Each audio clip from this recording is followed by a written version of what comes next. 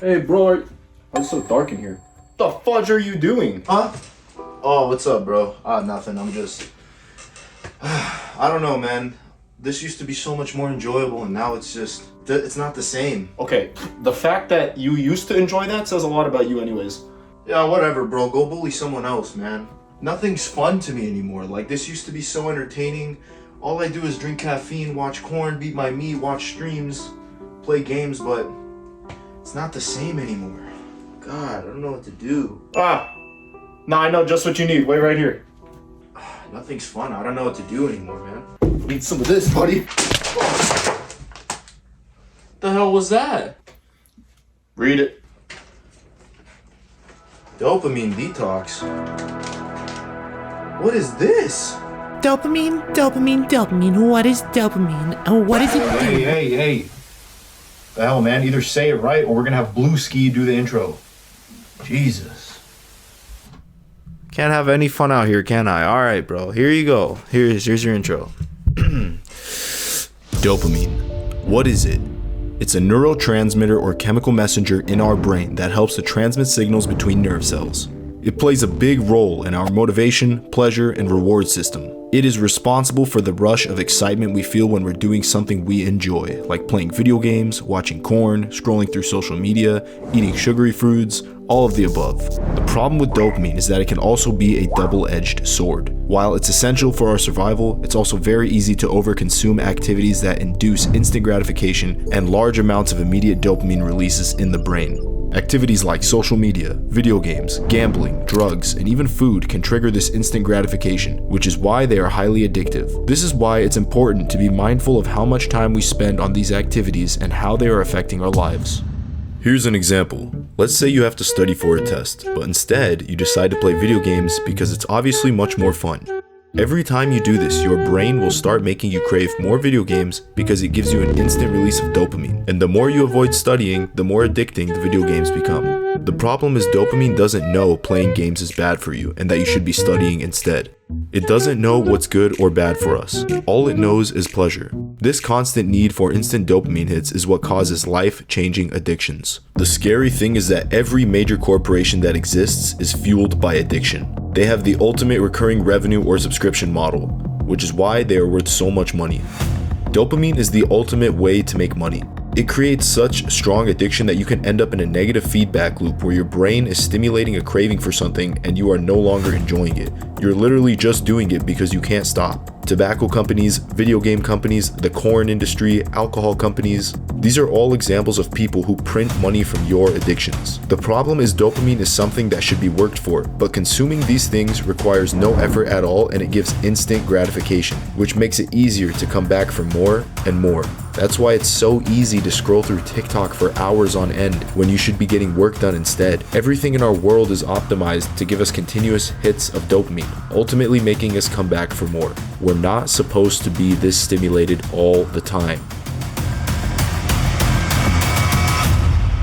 Alright guys, so for the next 30 days, I'm going to be cutting my dopamine to basically zero in order to reset my brain. Now you might be asking, why am I doing this and what's the point? Well, when you reset your dopamine levels, what happens is you start to find that hard tasks and work-related activities start to become more enjoyable again because you're not receiving immediate pleasure from other activities. Things like cleaning your room, doing your homework, building a business, online work, stuff like that start to become a lot more fun again. My end goal with this is to make it so that the only real fun I have in my life only comes from self-developing activities, such as going to the gym or creating videos. I honestly believe that this is going to allow me to get a lot better at my craft, which is making videos, due to my lack of distractions and limited amounts of cheap dopamine sources that I'm engaging in. So for the next 30 days, these are the rules. Number one is going to be no social media unless I'm posting something. If I'm not posting, whether it's a story, a reel, a short, anything of that sort, a video, I can't be on the apps. Two is going to be no caffeine whatsoever except for 1 cup of black coffee, and I'm only gonna allow myself to drink it as pre-workout on the days that I work out. So on rest days, I'm not allowed to have any sort of stimulation. 3, I can't drink any other drinks except water. No kombucha, no juices, no diet sodas, none of that nonsense. Only water. 4 is gonna be no corn. Think by now you understand what I'm talking about when I say that word in this video. 5, this is my least favorite one, is gonna be no music. None whatsoever. Even if I'm working out, no driving in the car listening to music, no working out listening to music, none. 6 is gonna be no sugary foods. This one again is gonna be extremely hard for me because I do have a sweet tooth. Actually, no, I have an entire row of sweet teeth. That's how bad it is. And last but not least, I'm not allowed to spend any money unless it has to do with ski mask duets in my brand. No random purchases. So without further ado, let's get started. I'll see you guys on day 1 of this 30-day dopamine detox. So it's pretty early, and normally I like to wake up between 6 and 7 a.m. ready to absolutely tackle the day. And usually I'll drink black coffee as soon as I wake up, but since I can't, I'm gonna delay it until before I work out, right? While I'm drinking it, I would normally scroll social media and be on my phone for a cool minute. I'm just gonna go straight onto the computer right in front of me and just get to work, and then we're gonna probably work out today, see what else we can do, because I'm supposed to be avoiding technology as much as possible and just getting actual work done. No dopamine starting today. I'll see you guys for the pre-workout black coffee.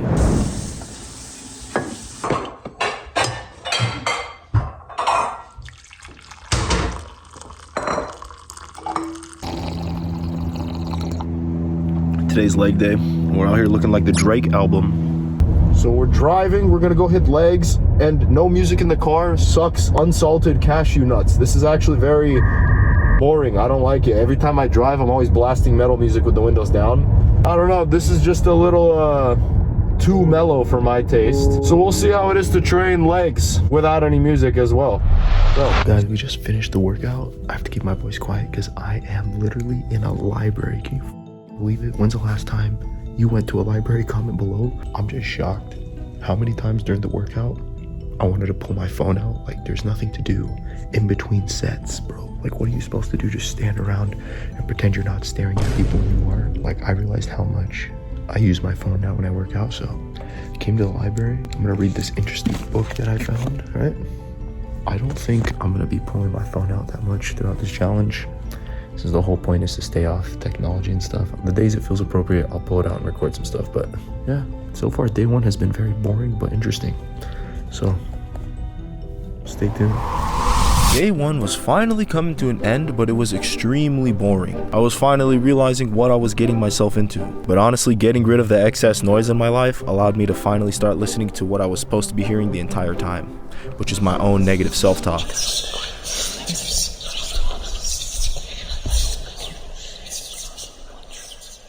Starting this challenge made me realize I have way more negative voices in my head than I even knew about. See, the average person is extremely negative, and I don't think this is talked about that much, but since we're so stimulated all the time, we get dopamine from this, dopamine from social media, dopamine from our phones, we watch videos all the time, we're always listening to music. When are we ever just present? When are we ever just living in the moment? And it's only when you do so that you realize how negative our internal self-talk is, and that's why most people try to escape the present all the time, whether it's through mind-altering substances or through anything to distract them. Now, I'm not saying it's bad to watch movies, watch anime, do stuff, but everything in moderation, right? And it's when we're constantly being stimulated that we ignore what we're really supposed to be paying attention to, which is the way that we talk to ourselves.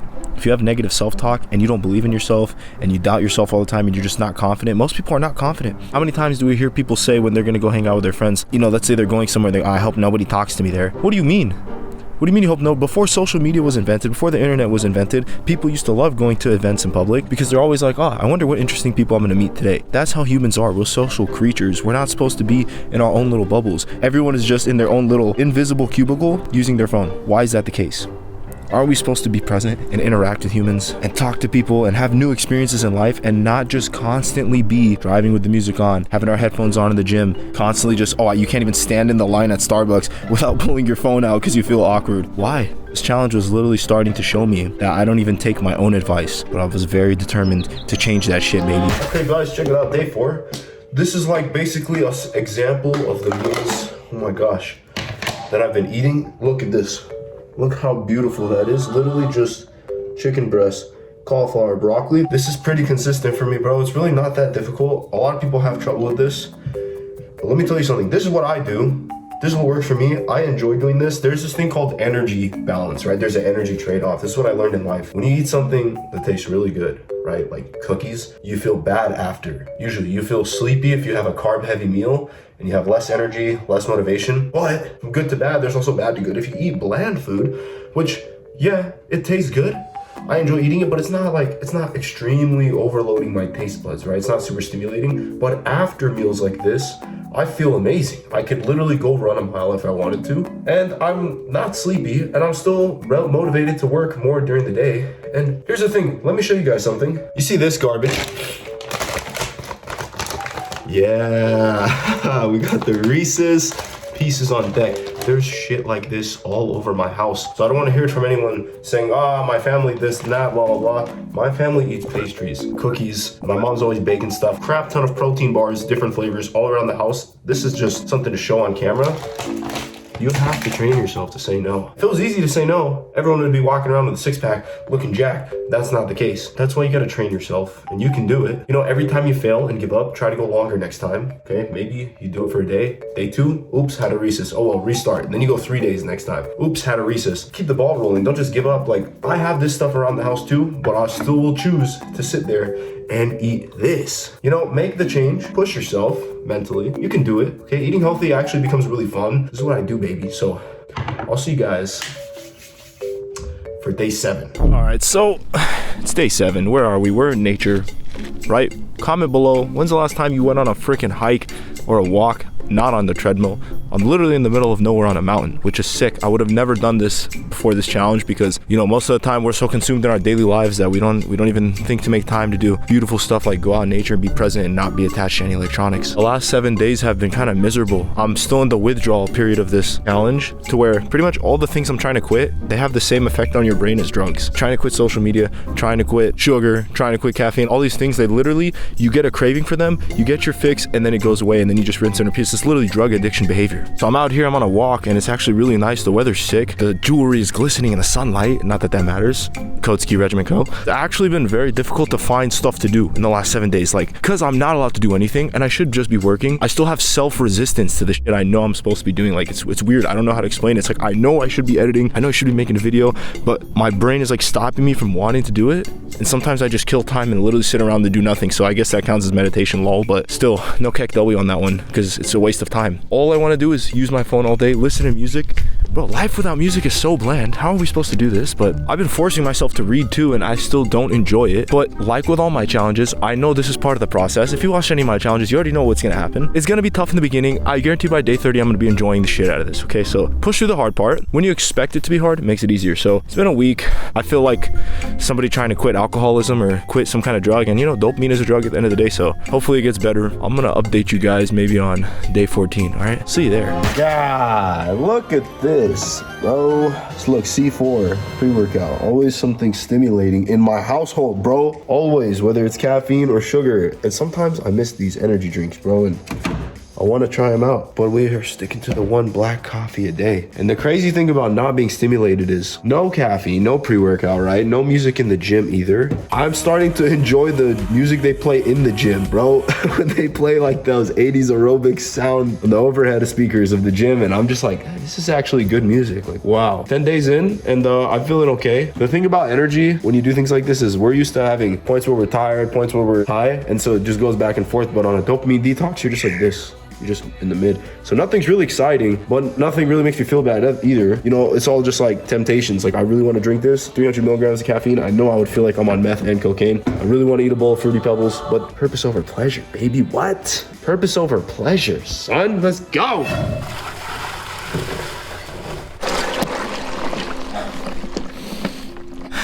This is kind of sick to record from the ice bath, but yes, in case you're wondering, I still do these. And since I'm dopamine detoxing, this doesn't really count because it's a self-improvement activity. And this is like the only source of dopamine I've been getting the last 14 days. 2 weeks, bro. Finally starting to feel the effects of the challenge. I'm finally starting to feel better. The last 2 weeks were rough. Everything was boring. But like all things in life, you eventually learn to adapt to your situation. I think I'm starting to see the light at the end of the tunnel. Like, this is a life that I can get used to, a non-stimulated life, because one thing I've noticed, which is crazy, is everything else starts to become more fun. When you sacrifice today for tomorrow. And when you're alone doing things you're supposed to be doing, you're not doing super stimulating fun activities. When you actually go have fun, it's 10 times more enjoyable, bro. Like, I'm way more excited to go out. I'm way more excited to see my friends now. Like, I'm way more present when I talk to my family, when I'm hanging out with my friends. Excuse me. It's been easy to quit caffeine, to drink only water, and to not make random purchases, but really there was 4 specific ones that have been very difficult for me still. Those are not listening to music, not watching corn, not going on social media, and not eating sugar. The corn one, bro, let's address it, okay? It's like so taboo for a lot of people. They don't want to talk. Most guys my age have a long-term addiction to that shit. They watch it on a daily basis or at least several times per week. Really bad. It messes with your brain chemistry and it creates false expectations and it makes you scared to talk to women, bro. So that's been a difficult one. I'll talk about it because nobody wants to be honest about it. I'll say it. That, not eating sugar, not listening to music, these all have like drug effects on our brain. It's insane because you get a craving for it, like I mentioned earlier, and you have to in that moment decide, am I gonna go against my addiction and try to push towards a better life, or am I gonna fall back into the trap, relapse, look at myself in the mirror disgusted and say, well, there's always tomorrow. No, that's the endless cycle, bro. Don't you want to break that? Don't you want to one day be free of all the stuff that gives you regret after? That's your guideline. If you want to fix your life, what do you feel regret after doing? Take those things out. I almost relapsed so many times, but it's that moment when you're about to break, where if you don't and you choose not to, you will level up so hard. I swear to God, guys. Neuroplasticity is a real thing. The more you train your body to say no to negative habits, the better you get at saying no, the easier it gets, and the more iron-minded you become. And the more you want to start doing things that cause initial pain, but make you feel good after. That's the whole point of sacrificing today for tomorrow. Like these ice baths, I'll never stop doing these. When I'm in this ice water, not only are my muscles recovering and benefiting, but my mind, the endorphins are insane. You guys don't understand. It's not for show, it's not for views. Until you actually do it, you'll never know. So get out there and start quitting some addictions that you know you should be quitting, okay? Start little by little, but start taking out the things in your life that you know you shouldn't be doing. And I promise, over time, give it a few weeks, you will have this revelationary moment where I'm starting to experience it, whereas life just feels so much more clear. See you guys after week 3. And I messed up. 3 weeks. I couldn't make the full 30 days. GG. I literally GG'd this whole thing, guys. And this was probably one of the hardest challenges I've done. Let me explain why. So when you cut out dopamine sources, your brain resorts to the next cheapest source of dopamine, right? And everything was going well until I messed up one streak. I had a massive sugar binge, right? I succumbed to the freaking Reese's Pieces, bro. And I feel like a hypocrite. But the craziest thing is it made a domino effect. After breaking one streak, I literally went to the next thing and the next thing and the next thing, and it just steamrolled out of control. And so I lasted 21 days, but I pretty much wrecked the whole challenge. Does that mean I'm gonna quit? No, I'm still gonna go again another 9 to the 30, but that was pretty sad, pretty disappointing. It just goes to show that you're always gonna have temptation in life. I had the sugar, I drank caffeine, right? I went on social media. Everything felt 10 times more stimulating though. And so I pretty much wasted an entire day. I was doing so well. I've been reading a lot of books lately in my free time. I literally reorganized my whole room. I took out the freaking famous bed that I duetted in front of for a whole year. You know, I reorganized my room to optimize for filming, and I was doing so many good things. And it just goes to show that sometimes in life you could be steamrolling, you could be on such a good track and still fall off. Just pick right back up where we left off, and you know, I'm still gonna make it to day 30. You know, I am human too. I still wrecked myself. It's okay, bro. Jesus Christ, man. Yeah, see you guys. Ladies and gentlemen, day 30, here we are, and we're in the white ski because we are reborn. You feel me? And you're probably thinking, okay, what's the point of this challenge? Ski like 30 days of dopamine detox. Why do I care? And how does this even relate to fitness? Fitness means being able to do what you're supposed to do in life with a higher quality of life, feeling healthier. It's not just looking aesthetic. That's just part of it. Being jacked and lifting weights is just part of it. You guys should honestly try a dopamine detox at home for yourself. If you're somebody who constantly feels like life is bland right now, the music you listen to nothing sounds good right now, right? Like, you know, food is starting to get boring to you. If anything is starting to lose its flavor, you need to pull back. It's time to dopamine detox, because although I failed, the last 30 days showed me that life is so much more enjoyable when you're not doing enjoyable things, because that forces you to be present. I literally pulled back on all my negative behaviors to myself, right? Of caffeine, sugar, corn, all the other stuff that I mentioned earlier in the video. I like only drinking water, not listening to music. These are all constantly like things that are just micro stimulating us all freaking day. Throughout this challenge, I was pretty much able to find myself again. And I've never felt better or more confident in myself than after doing this challenge. Like, I really want you guys to understand. I can sit here and tell you, but you have to try it. Like, you literally have to do this yourself to understand what I'm talking about. And you'll start to notice notice the change. It sucks at first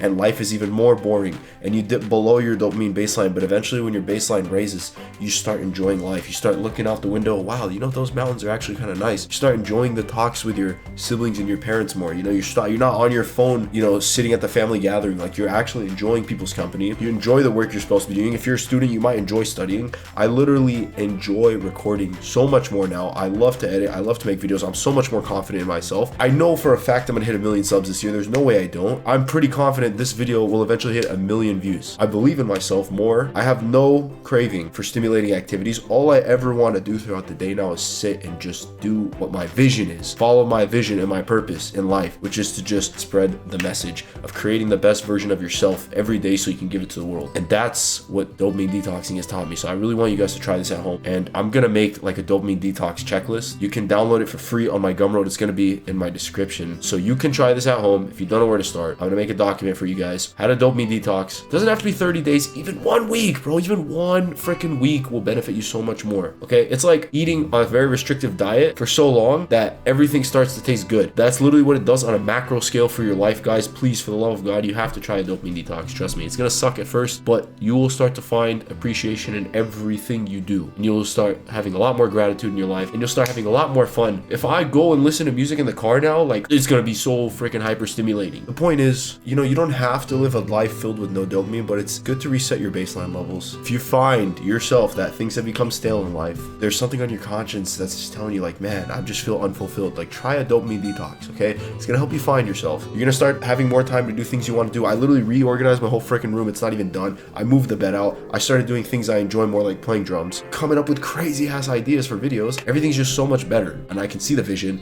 This video is gonna get 1 million views. We're gonna hit 1 million subs before the end of the year. So much mental clarity because of a simple challenge for a YouTube video. No, it's a lot more than that. I want you guys to try this for yourself, please. That being said, this is Ski Mask Duets signing out. Let's create the best version and the least stimulated, most dopamine detoxed version of ourselves to give to the world. All right, peace.